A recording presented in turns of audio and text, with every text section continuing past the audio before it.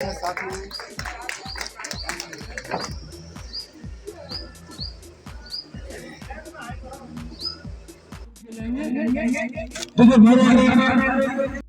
जन उनके महापरिनिर्वाण दिवस के उपलक्ष्य में उनको पुरस्कृत किया जाता है। यहाँ भी प्रोग्राम किया जाता है, बुलाया जाता है।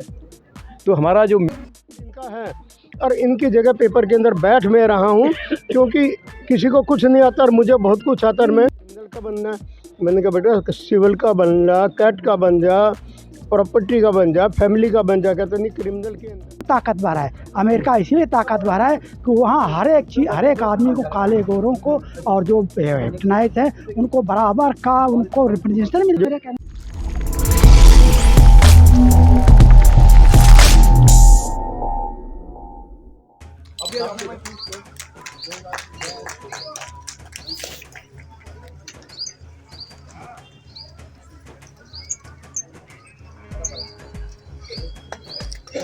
साथ में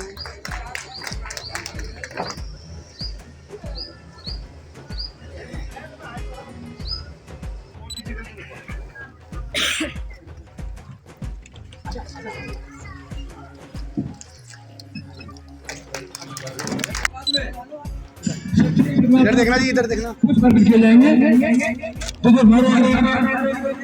नमस्कार, मैं विजय कुमार पुनिया, आपका हमारे चैनल पर स्वागत है। मैं पश्चिम दिल्ली के अंदर बिंदापुर के अंदर, यहाँ पे संत गाडगे महाराज जी का मंदिर है और उस मंदिर के अंदर 149वां उनका जन्मदिन आज मनाएगा। पूरी टीम यहाँ पे मौजूद है। एक एक करके जानने की कोशिश करेंगे कि संत गाडगे महाराज जी कौन थे और उनके आदर्शों पर क्यों चला जाए और ये उनको क्यों फॉलो करते। सर क्या नाम है? Doctor R.C. मथुरिया। तो पता थोड़ा गाडगे जी के बारे में। संत गाडगे जी महाराज स्वतंत्रता अभियान के जनक थे और महाराष्ट्र में पैदा हुए थे। ये राष्ट्रसंत थे। इन्होंने जन कल्याण के लिए काफ़ी स्कूल बनवाई, पाठशालाएँ बनवाई और लोगों से धन इकट्ठा करके लोगों के लिए बनवाया। और इन्होंने अल्पायु में ही जन कल्याण के लिए घर छोड़ दिया था। उन्होंने घर छोड़ दिया था? हाँ। तो और क्या क्या काम इन्होंने किए थे जो कि आप लोग इनको मानते हो, फॉलो करते हो? उनके दो मुख्य कार्य थे। एक तो सफाई अभियान का, जो आजकल प्रधानमंत्री सफाई आंदोलन चला रहे हैं, ये सबसे पहले संत गाडगे जी ने चलाया था। और दूसरा उनका महान कार्य था शिक्षा का। उन्होंने ये देखा घूम घूम करके कि यदि हमारे देश में, हमारे समाज में कहीं ढोंग पाखंड आडंबर हैं तो उसका एक ही कारण है, वो है शिक्षा का अभाव। इसीलिए उन्होंने शिक्षा पर जोर दिया।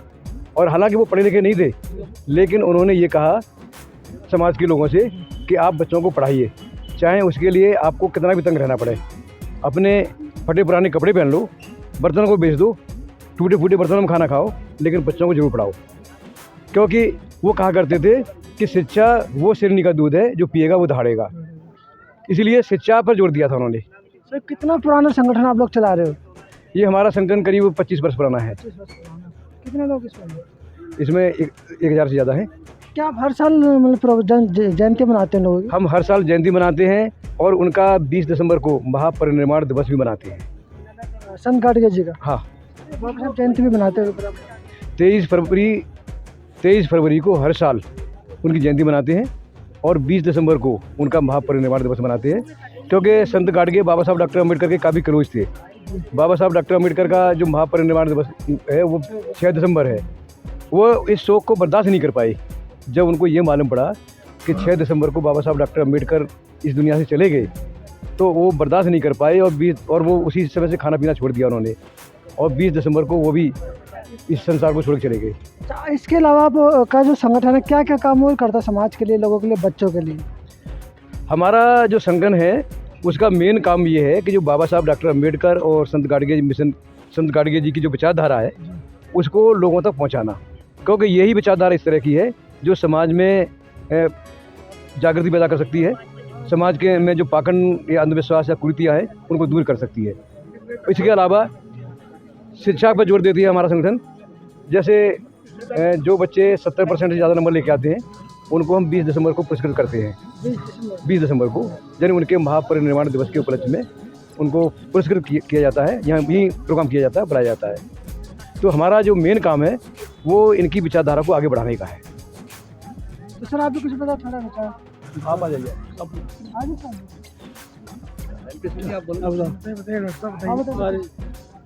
अच्छा इसको छोड़ दें। आओ जाओ। प्रधान जी बताएंगे। आप बताओ, इतना आ जाए। कोई बात नहीं, प्रधान जी आइए, चेयरमैन साहब बताएंगे।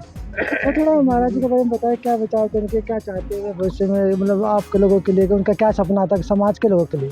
समाज के लोगों के लिए तो बहुत कुछ किया उन्होंने, दूसरे समाज के लोगों ने किया, लेकिन स्वच्छता का जो आज मोदी ने जो आज चालू किया है ना, हमारे संत गाडगे महाराज जी बहुत पहले कर चुके थे। और वो ये चाहते थे कि शिक्षित बनोगे ना, तभी समाज के अंदर अपना स्थान बना सकोगे, और तभी बच्चों को आगे बढ़ा सकोगे, तभी हमारी गरीबी दूर होगी, और तभी हम जो है ना समाज के अंदर सिर उठा करके जी सकें। तो शिक्षा ग्रहण करना तो आजकल काफ़ी मुश्किल हो गया है ना? मुश्किल हो गया, लेकिन इतना मुश्किल भी नहीं है। अगर जो मुश्किल हो गई। नहीं, महंगी हो गई है ऐसी बात नहीं है। सरकार की तरफ से बहुत सारी सुविधाएं भी मिल रही हैं, और शिक्षा के लिए जो है गवर्नमेंट भी पूरी कोशिश कर रही है। और हमें आगे आने के लिए अपने बच्चों को जो है ना कंपटीशन में जब तक नहीं लेकर के जाएंगे ना, तब तक हमारे बच्चों में जागृति भी नहीं आएगी। और उनके अंदर ये देखना है कि सिफारिश से नहीं काम करवाना, अपनी मेहनत से आगे बढ़ना है। और मेहनत से आकर मेरिट में आकर के एग्ज़ाम में जब हम पूरे मुकाबले के साथ कंपटीशन में आएंगे, तब नौकरी प्राप्त हो सकती है। तो आजकल कंपटीशन का ज़माना, लेकिन क्या कि एक फ़ोन पे नौकरी लग जाती है और बाकी जो मेहनत करने वाले बच्चे पीछे भी रह जाते हैं। अभी हाल ही में आपने देखा कि यूपी के अंदर परीक्षा लीक हो गई है और बहुत से बच्चों ने आत्महत्या भी कर ली। बिल्कुल सही, ठीक है, परीक्षाएं लीक भी हो रही हैं। बिहार के भी, मैं खुद जो है वो किसी टाइम पर जो है इंटरव्यू लेता था पार्लियामेंट के अंदर, तो जब मैं पूछता था, बिहार के कोई बच्चे आते थे, मैं ये पूछता था कि आप जो है सिर्फ मैं तुम्हें पास कर दूंगा, तुम दिल्ली के अंदर, इंडिया के अंदर 3 महिला मुख्यमंत्री बता दीजिए। वो एक भी मुख्यमंत्री नहीं बता सके। तो मैंने कहा भाई आप ये बताओ कि एक क्वेश्चन मैंने पूछा है और आप ये चाहते हो कि आपको सरकारी नौकरी मिल जाए, तो नहीं। हमें अपने बच्चों के अंदर वो गूढ़ ज्ञान बताना है, चाहे दिन रात मेहनत करें, फीस भरनी पड़े, प्राइवेट पढ़ाना पड़े, ताकि कंपटीशन में आगे जा कर के उनको शर्मिंदा ना हो। तो प्लेटफॉर्म कहाँ से मिलेगा उन बच्चों को? प्लेटफार्म हम देंगे, प्लेटफार्म हम यहाँ पे उत्तर पश्चिम दिल्ली में तो आप दे दोगे, लेकिन बाकी पूरी दिल्ली है, देश भर है। पूरी दिल्ली के अंदर भी क्या है कि कहीं जा कर के घर घर जा कर के हमने कहा कि बच्चों के पास, गरीब आदमी के पास जिसके पास फीस नहीं है ना, अभी मैंने आपने सुना होगा कि जो बच्चे वकील बनना चाहते हैं मेरे पास आए, मैं उनको पढ़ाऊँगा भी, रास्ता भी दिखाऊँगा। और जो अब नए 3 कानून बने हैं ना, क्रिमिनल एक्ट आपको पता होगा, नए पास हो गए हैं, उनकी नॉलेज जो है ना बहुत सारे जजों को नहीं है। लेकिन वो कब होगी नॉलेज? जब हम दिन रात उसको पढ़ेंगे, देखेंगे कि पहले क्रिमिनल कानून कैसे थे, अब कैसे बन गए हैं। गवर्नमेंट ने चेंज करी है, आपको पता है, क्रिमिनल एक्ट बदल दिया, CRPC बदल दिया, इंडियन एविडेंस एक्ट बदल दिया। तो इनका जो है ज्ञान कब होगा? पढ़ने से होगा। अगर हम जज के सामने ऐसे जा कर के खड़े हो जाएं कि साहब मैं अभी जो है ना वो करके नहीं आया हूं, तो मुझे डेट दे दीजिए, तो जज भी ये समझेगा कि ये कोई काबिल वकील नहीं है। सर एक चीज़ और मैं पूछना चाहूँगा, आजकल जो सरकारें कानून बनाती है ना तो पब्लिक से राय ले जाती है, ना डिस्कशन होता, बनाया और थोप दिया कानून। जैसे एक्सीडेंट किया तो 10 लाख जुर्माना, 10 साल की सज़ा, और मान लो वैसे कोई और दूसरा एक्सीडेंट होता तो उसमें तो 2000 के मतलब रुपये जुर्माना। तो कोई मतलब तरीका नहीं है। वही कानून वापस लेना पड़ा है कि भाई एक्सीडेंट हो जाएगा और मौत हो जाएगी तो 10 साल की सज़ा है और सब कुछ है। लेकिन उसके अंदर आपने देखा होगा अभी कि गवर्नमेंट ने उसको जो है डिले कर दिया है। अब वो कौन ट्रक वालों ने स्ट्राइक करी थी, पता है ना? जो पेपर लीक में पकड़ा जाता है उसको भी तो 10 साल की सज़ा कर दिया। पेपर लीक करे कोई और भरे कोई। पेपर लीक के अंदर होनी चाहिए कि पेपर तो इनका है, रोल नंबर इनका है, और इनकी जगह पेपर के अंदर बैठ मैं रहा हूँ क्योंकि किसी को कुछ नहीं आता और मुझे बहुत कुछ आता है। मैं गलत आदमी तो अंदर बाहर चला जाता, मतलब अंदर चला जाता है, बाहर चला जाता है, और जो सही आदमी जो साफ सुथरा था उसको जेल ज़्यादा होती है ना। फंसते तो वे लोग हैं। देखिए ये परंपरा बहुत पुरानी है, ये तो बहुत पहले से है कि मुजरिम बच जाता है और जो निर्दोष है वो फंस जाता है। सत्यपाल मलिक के घर पर भी CBI छापे मार रही है। कल पढ़ी है, CBI पढ़ी है सत्यपाल मलिक के यहाँ। क्यों पढ़ी है? ये सब राजनीति का है, इसके अंदर जो है ना कोई कमेंट। एक बात कहना चाहूँगा मैं, जो सत्यपाल मलिक के यहाँ CBI है ना, सत्यपाल मलिक ने गवर्नमेंट की जो कमियां थी वो उजागर की, और जो आदमी गवर्नमेंट की कमियों को बताएगा वो गवर्नमेंट का दुश्मन हो गया, और गवर्नमेंट उसके बाद CBI भी डालेगी और जेल में अंदर भी डालेगी। और जहाँ तक अभी उसकी बात कर रहे थे आप, बच्चों को नौकरियाँ मिलने की वाली बात। मैं कहता हूँ कि एक प्रथा और है, वो है लिटिल एंट्री की। लिटिल एंट्री में क्या है, बिना IAS का एग्ज़ाम पास किए और लोग चीफ सेक्रेटरी बन जाते हैं। 1.5 तो- को तो बनाया जाता साल में एक बार। तो ये गलत है। जब IAS का एग्ज़ाम की व्यवस्था है तो वो जो एग्ज़ाम पास करेगा और प्रमोशन भी लेगा, बाद में चीफ सेक्रेटरी बन जाएगा। लेकिन इसमें क्या है, बिना IAS की एग्ज़ाम दिए, उसे बिना पास किए और डायरेक्ट ही चीफ सेक्रेटरी बन जाता है, और वो लोग बनते हैं जो गवर्नमेंट के नज़दीक लोग होते हैं। ये प्रथा गलत है, ऐसा नहीं होना चाहिए। इससे क्या है कि जो लेबोरियस बच्चे हैं, जो मेहनत करते हैं बच्चे, वो रह जाते हैं, उन्हें चांस नहीं मिल पाता। और यही बात है एजुकेशन में। एजुकेशन में क्या है कि जो कैपिटल फीस, जैसे मेडिकल है या IIT है, इंजीनियरिंग है, उनमें क्या है कि बच्चे 12वीं पास की, चाहे उन्हें कुछ आता है नहीं आता, लेकिन ज़्यादा डोनेशन दे दो और एडमिशन हो गया उनका। नहीं, उनके लिए तो नीट क्लियर करना पड़ता ना, मेडिकल के लिए तो JEE क्लियर करना पड़ता। लेकिन जो कैपिटल फीस है, हाँ, सीटें पहले पूछ जाती तो उसके लिए तो कोई ज़रूरी नहीं है। जो मैनेजमेंट फीस है, उसके लिए एग्ज़ाम पास करना ज़रूरी नहीं है। उसके लिए तो फीस दो, डोनेशन दो और सीधा एडमिशन लो। अच्छा, तमाम देश भर के बच्चों को आप अपनी तरफ से क्या संदेश देना चाहोगे? हम बच्चों के लिए संदेश ये देना चाहेंगे कि बच्चे मेहनत करें, काबिल बने, कंपटीशन क्वालिफाई करें और अपना हक लें। यदि उनके हक को कोई छीनता है तो संघर्ष भी करें, मोबाइल से दूर रहे। तो संघर्ष करें फिर। नहीं, मोबाइल से दूर रहे। नहीं ना, एक चीज़ और भी नहीं, है नहीं, कि देखिए बच्चों को क्या है कि हम जो है ना एक चीज़ की और भी देते हैं कि जो बच्चा अगर जो कोई टेक्निकली किसी चीज़ के अंदर है, परफेक्ट है, जैसे कोई कहता है कि मैं मोबाइल का बहुत बड़ा मास्टर हूँ, तो मोबाइल की दुकान खोले, उसके अंदर जो है उसके अंदर भी अपने बच्चों को आगे बढ़ा सकते हैं। मोबाइल देखते रहते हैं ना, तो रील देखने में ज़्यादा टाइम वेस्ट करते हैं। ज़्यादा किसी के हाथ में देख लो, उसके हक टाइम में- वेस्ट फोन पे ज़्यादा हक में हम दिए हैं कि बच्चे जो मोबाइल देखते हैं ना, और मोबाइल देख करके जो है वो उससे एजुकेशन पूरी नहीं मिलती है। ये बात ठीक है कि आजकल मोबाइल के अंदर किसी भी सब्जेक्ट का लेक्चर देख लिए, सब कुछ बढ़िया से बढ़िया लेक्चर मिल जाएंगे।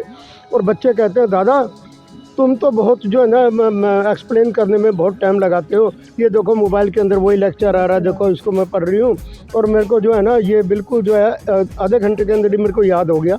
मैंने कहा बच्चा बिल्कुल ठीक है, लेकिन याद होने का मतलब ये नहीं याद हो गया उसको पेपर में लिख कर भी आना। मैं एग्जाम्पल दे करके पढ़ाता हूँ, ठीक है ना, तो कभी कभी बोर हो जाते हैं। लेकिन बच्चों का ये है कि माइंड को जहाँ बच्चे का इंटरेस्ट हो ना पढ़ाई में, तो खूब पढ़ाओ, खूब करो। मेरी पोती एडवोकेट है, क्रिमिनल की वो वकील है, सब कुछ है। वो कहती है दादा मैंने क्रिमिनल का बनना है।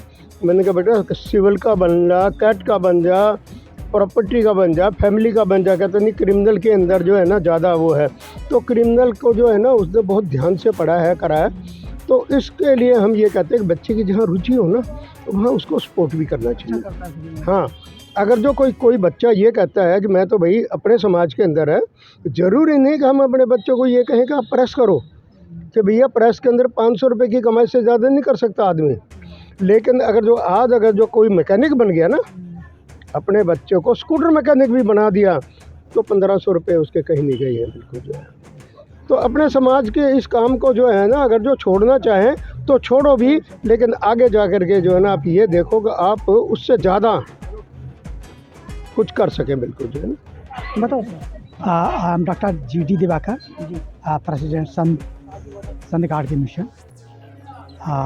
संत गाडगे की जीवनी तो बहुत अच्छी है, कैसे गरीब लोगों को आगे उठाए, कैसे शिक्षा को आगे बढ़ाए, जिससे आम आदमी में प्रगति हो, हर एक आदमी की प्रगति हो। एक्चुअल में अपना समाज कई कैटेगरी में बटा हुआ है, SC ST OBC सवर्ण समाज और ये क्या नाम वो तो इनके लिए हर एक के लिए जब तक प्रोविज़न नहीं होगा, जब तक प्रोविज़न नहीं होगा, जब तक हर एक आदमी को आगे बढ़ने की प्रोविज़न नहीं होगा तो कैसे बढ़ेंगे। अब एजुकेशन में इतनी असमानता आ गई है, वो कहाँ से पैसा लाएंगे, लाखों रुपए फीस। तो उसके लिए सरकारी school one of the best है, उनको बढ़ावा देना चाहिए। जैसे केजरीवाल मतलब हर एक को शिक्षा में प्रोत्साहन दे रहे हैं, हर एक का एडमिशन हो रहा है, तो ये बहुत ज़रूरी है एजुकेशन बढ़ाने के लिए। एजुकेशन ही हम लोगों की मेन है, जिससे हम आगे बढ़ सकते हैं। अब एजुकेशन आप फीस लाखों रुपए में कर दोगे तो 80 करोड़ रुपए, 80 करोड़ जो लोग हैं जो सरकार के 5 किलो अनाज पे, 5 किलो अनाज 1 किलो दाल पे जीवित है, वो कैसे हज़ारों रुपया फीस देंगे। इसका मतलब आप डिस्पैरिटी शिक्षा से ही बढ़ा रहे हैं, शिक्षा का निजीकरण करके आप डिस्पैरिटी बढ़ा रहे हैं, आप इनइक्वलिटी बढ़ा रहे हैं। हाँ, उसको कम करने के लिए हर एक समाज को अमेरिका की तरह बायोडाइवर्सिटी हर एक समाज को रिप्रेजेंटेशन देना चाहिए। कोई भी यहाँ पर वो अपना कोई कमेटी बनाता है, कोई व्यापार करता है या 10-15 आदमी से ज़्यादा एम्प्लॉयड करता है, तो उसमें हर एक कमेटी का रिप्रेजेंटेशन होना चाहिए। अमेरिका क्यों ताकतवर है? अमेरिका इसलिए ताकतवर है कि वहाँ हर एक आदमी को, काले गोरों को और जो हिप्नोटाइज है उनको बराबर का उनको रिप्रेजेंटेशन मिलता है वहाँ। तो आज काले गोरों की समस्या ख़त्म है वहाँ, और हम लोग बढ़ा रहे हैं, काले गरीबी अमीरी बढ़ा रहे हैं। अब ये सबसे ज़्यादा गरीब लोग इंडिया में पाए जाते हैं। नाइजीरिया सबसे टॉप में था, आज भारत है। हाँ है, हाँ ये आज ये भारत है। हम गरीबी में सबसे टॉप में हैं। हाँ, डिस्पैरिटी गरीबी अमीरी की ऐसी बढ़ रही है, क्या मतलब जिनके पास खाने को नहीं है, आम आदमी जो ये ऑक्सफैम की रिपोर्ट है वो बोल रही है कि आज जो प्रोडक्शन होता है, जो बेनिफिट जाना चाहिए किसानों को सबको पास में, वो 1% आदमी के पास जा रहा है, 73%, और 4% 19% में 81% आदमी हैं। तो कहाँ डिस्पैरिटी रही, मतलब डिस्पैरिटी हो गई इतनी ज़्यादा। ये तो सर के विचार जो एक तरह से दूसरे देश से तुलना करके हमारे देश के हालात बताने की कोशिश की गई। तो चलिए आगे अगले तो ये थे समाज के लोग, समाज को मैसेज भी दिया, समाज को एक राह भी दिखाई कि आप लोग इस रास्ते पे चलिए। मोस्टली तो एजुकेशन पे ही फोकस सबसे ज़्यादा किया जाता है। तो जितने भी बहुजन महानायक हुए या संदेश वाहक हुए, मैसेंजर हुए, सब ने एक ही बात बोली है, आप पढ़े, बच्चों को पढ़ाए और खुद भी आगे बढ़े और औरों को भी बढ़ाए। तो मैं विजय कुमार पुनिया, मुझे दीजिए इजाज़त, धन्यवाद।